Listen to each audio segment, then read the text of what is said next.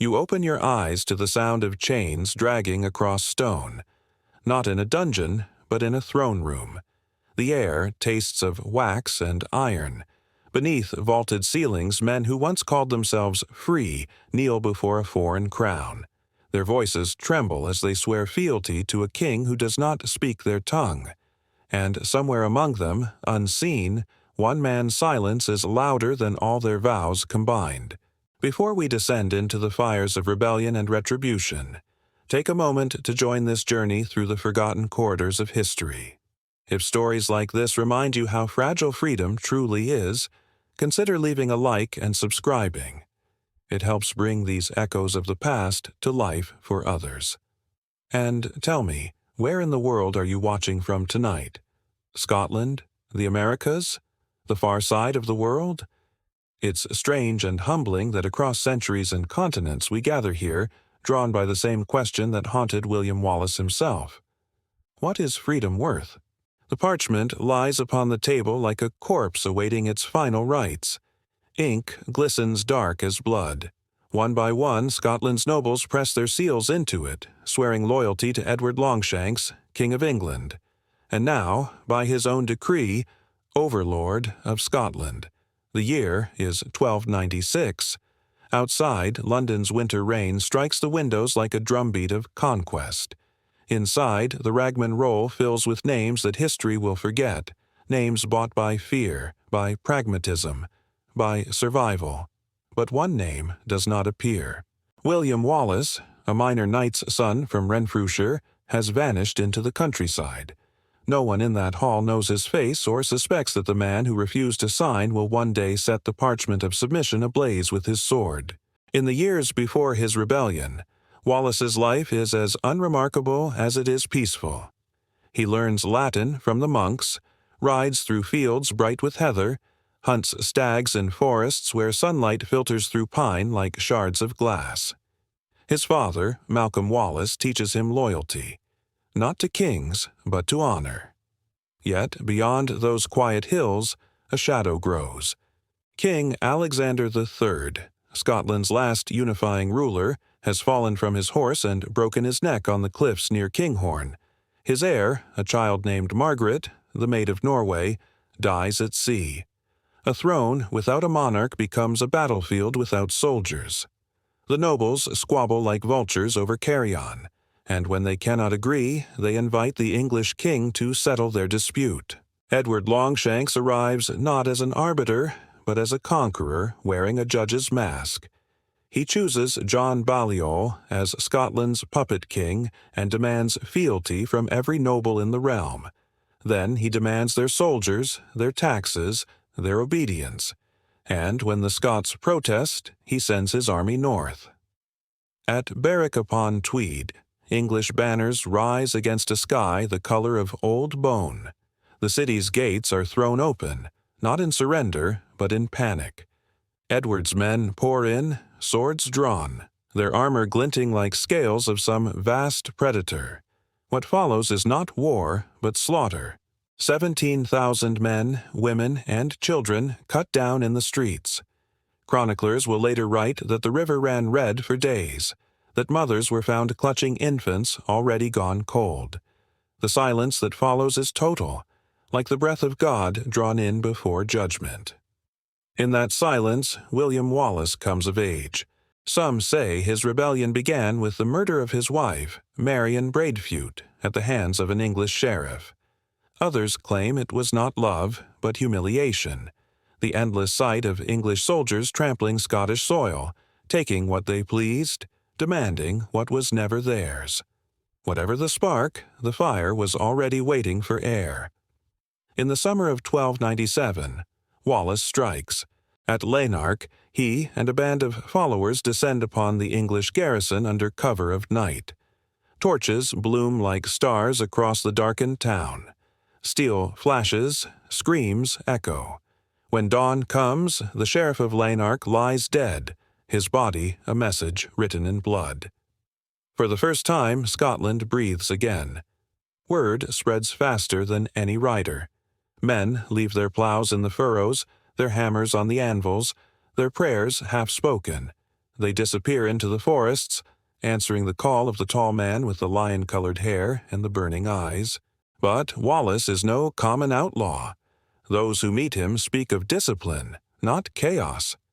Of a man who can move 100 farmers like one blade. He speaks not of vengeance, but of freedom, a word few dare to utter aloud. We fight not for riches, he tells them, nor for glory, but for that which no honest man gives up but with his life. It is a strange kind of army that takes shape in those hills, ragged, untrained, half-starved, yet driven by a fury that no king can command. From Stirling to Perth, they strike, vanish, and strike again. English garrisons crumble. The same parchment that once bound Scotland to servitude now burns in the hearths of peasant cottages. Edward Longshanks hears the rumors and laughs. To him, Wallace is an inconvenience, a rogue knight, a flea on the hide of empire. He does not yet understand that fleas carry plague. And so, as the storm gathers over the River Forth, as the English prepare to march once more into Scotland's heart, William Wallace stands upon the hills overlooking Stirling Bridge, a figure carved from the wind itself. The nobles call him reckless. The priests call him doomed. But in the eyes of the common men at his side he is something else entirely, proof that the soul of Scotland has not yet bent the knee. Behind him, the morning mist coils like smoke from a coming fire. Ahead, the bridge waits, narrow, fragile, the only path the English can take. He studies it not as a warrior, but as an architect of fate. "Let them cross," he murmurs. "Let them believe we've fled." No one yet knows it, but the battle that will make him immortal is already beginning, and in its shadow, the man who would not kneel prepares to break an empire. The mist moves like breath across the River Forth. Beneath it, the dead horse lies sprawled, a mountain of flesh and armor half submerged in red water. Its rider drifts nearby, one gauntleted hand still clutching a broken lance as if he could strike from the grave. The bridge groans under the weight of men who have not yet realized they are walking into legend, or into hell. At dawn on the 11th of September, 1297, the English army crosses in confidence. Sir Hugh de Cressingham, the king's treasurer in Scotland, rides at their head, silk banners fluttering above him like the wings of angels. Behind him, nearly 10,000 men, knights, archers, infantry, a machine of conquest that has crushed every uprising before this one. Across the river, the Scots are shadows on the ridge, too few, too quiet. It seems certain that the rebellion will die today. But William Wallace does not plan battles like other men. He watches from high ground beside the Abbey Craig, the wind clawing at his cloak. To his second in command, Andrew de Moray, he speaks softly. "Let them come till the bridge can hold no more. Then, cut them off from the world." The plan is as brutal as it is brilliant. The narrow wooden bridge, no wider than 2 horsemen abreast, will turn England's numbers into their coffin. The first wave will cross, and before the rest can follow, Wallace will strike, not against an army, but against the bridge itself, the artery of invasion. Below, the fog begins to thin. English standards emerge first, red lions on white silk, glimmering with dew. Then come the soldiers, disciplined, laughing, certain of victory. They taunt the Scots across the water. "Come down and fight, ye beggarly thieves," shouts one. Wallace does not answer. He stands motionless, eyes fixed on the bridge. The sound of boots and hooves grows louder, the creak of leather, the metallic chatter of mail. The air is wet, heavy, trembling with tension. When the first English foot reaches the northern bank, Wallace lowers his sword. The trap snaps shut. From the flanks, Scots hidden in the reeds surge forward. Spearmen, farmers, blacksmiths, men with no armor and nothing left to lose. The English advance falters, confusion rippling through the ranks. The bridge, clogged with soldiers, becomes a death funnel. Arrows slice through the mist. Horses rear, panic spreading faster than command. Men fall into the river and vanish beneath the current, their cries swallowed by the roar of water. Andrew de Moret's voice carries above the chaos. "For Scotland!" Wallace charges. What follows is less a battle than a dissection. The English, trapped on the north bank, are hacked apart in tight quarters. Blood pools between the timbers. Cressingham's silk banners fall, trampled into mud. He tries to retreat across the bridge, but it's too late. Wallace's men, seizing ropes and pikes, pull at the structure itself until it splinters beneath its own burden. Hundreds of armored knights plunge into the river, their screams muffled by iron and rising tide. The river Forth becomes a graveyard of empire. Cressingham, dragged from his horse, is cut down in the shallows. Chroniclers will later whisper that Wallace flayed the English commander and turned his skin into a belt. Whether true or myth, it will become part of the legend, proof that rebellion is no longer bound by mercy. By noon, the fog has burned away. What remains is silence. The English dead drift in clusters, their armor glinting like shattered mirrors. The bridge, once a symbol of connection, now lies in pieces, its wreckage carried downstream like the bones of a fallen god. Wallace stands amid it all, breathing hard. His sword drips crimson. Around him, men cheer his name, some weeping, some laughing with the disbelief of survivors. For the first time in living memory, the English have been beaten, not by noble lineage or royal decree, but by the fury of common men led by a son of no great house. Word of the victory spreads faster than any rider can carry it. In every village and glen, fires are lit in celebration. The oppressed whisper his name with reverence and fear. Wallace, not a man, but an omen. English garrisons retreat south. Scottish nobles who once wavered now bend the knee not to Edward, but to him. And yet, in the shadows of triumph, a darker truth grows. Each victory deepens the king's wrath. In London, Edward Longshanks receives the news in silence. Then, without a word, he strikes a servant across the face with his riding glove. A storm gathering behind his eyes. "I shall make of that man," he murmurs, "a lesson written in flesh." Wallace does not hear the words. He marches on, blind to the prophecy in them. For now, Scotland is free, at least for a breath. As the sun sets over Stirling, the battlefield glows red and gold. The river runs dark again, carrying with it the bodies of those who believed themselves untouchable. On the northern bank, Wallace kneels, pressing his bloodied hand into the soil. "This is ours again," he whispers, but the wind carries no answer. Only the faint creak of the ruined bridge swaying in the current, as if the earth itself mourns what must come next. In that dying light, the rebel becomes a legend. And legends once born cannot die, though every empire will try. The horse moves at a slow, relentless pace through London's morning mist. The wheels of the cart behind it grind against cobblestone, screeching like some vast, rusted hinge. On that cart lies a man, naked, shackled, bleeding from wounds opened long before dawn. His hair clings to his face, matted with dirt and blood. Every jolt of the wheel tears another scream from the watching crowd, not from pity, but from thrill. The rebellion of Scotland ends here, they say. The traitor rides to his judgment. But London does not wake to justice that day. It wakes to theater. The summer of 1305 has turned foul and gray. Clouds hang low over the city like smoke over a battlefield. Bells toll from St. Bartholomew's, their sound swallowed by the roar of thousands. William Wallace, outlaw, heretic, guardian of Scotland's freedom, is dragged through the streets from the Tower to Smithfield.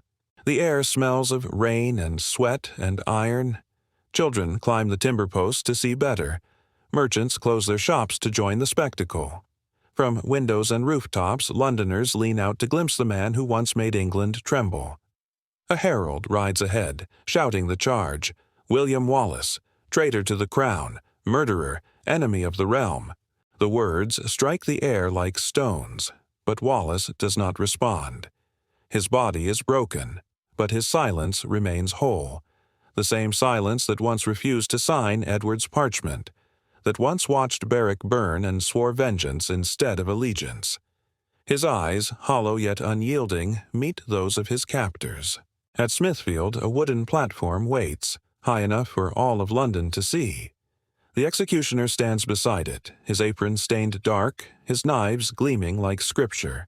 A priest climbs the steps, offering the condemned a chance to confess. "Ask pardon of His Majesty," he urges, "and your soul may yet find peace." Wallace turns his head slowly.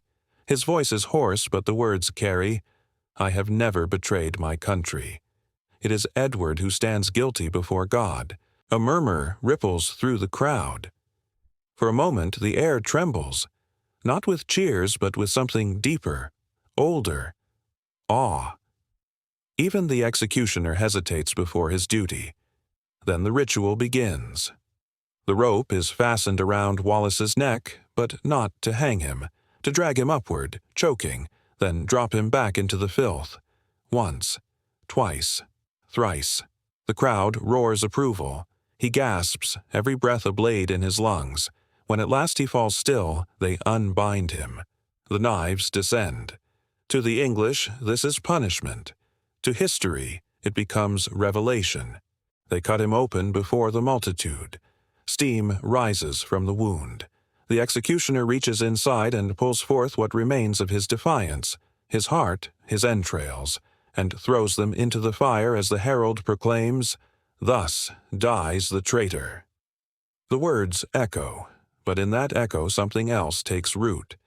The body dies, but the silence that follows feels too vast, too eternal for death alone. When it is done, the corpse is quartered. His head is lifted high, the face now pale as marble, and carried to London Bridge. There it will hang beside the heads of thieves and rebels, staring down upon the Thames for months until the river air strips it clean. His limbs are sent north, one to Berwick, one to Stirling, one to Perth, one to Aberdeen. A warning to all who dream of freedom. And yet the warning fails. In taverns and chapels, whispers begin, that Wallace faced his death without fear, that his final breath was not a scream, but a prayer. Some swear they saw a light about him at the moment of his death, a glow like dawn breaking through storm clouds. Others say his ghost walks the bridges at night, searching the waters for the land he died to free. Edward Longshanks, in his palace, receives word of the execution and nods in satisfaction. The rebellion, he believes, has ended. Scotland, he thinks, is broken. But even he cannot silence what his own cruelty has unleashed. The myth of a man who chose agony over surrender, whose flesh turned to symbol, whose death became seed. Months later, in the glens and highlands, shepherd boys carve his name into stone. Minstrels sing his deeds in secret halls. When English patrols approach, those songs fall silent, but the silence itself carries the rhythm of defiance. Wallace, the man, is gone. Wallace, the idea, has begun. Years will pass before Scotland wins its freedom, before Robert the Bruce rides to Bannockburn and breaks the English lines. But in every sword drawn there, every banner raised, there will be a shadow, a ghost in the mist, whispering from the scaffold at Smithfield. The fire of that day still burns, invisible yet unending. Empires crumble, borders shift, kings rise and die, but the echo of Wallace's defiance remains, not as a memory, but as a question. How far would you go for the right to stand unbound? The cart that bore him away has long since rotted. The bridge where his head once hung has been rebuilt a dozen times. Yet every stone of London still remembers the sound. The grinding wheels, the murmur of the crowd, the final breath of a man who refused to kneel. And somewhere beyond the river's mist, in the place where the body ends and the idea begins, the voice of William Wallace still whispers, "You cannot kill a country's soul."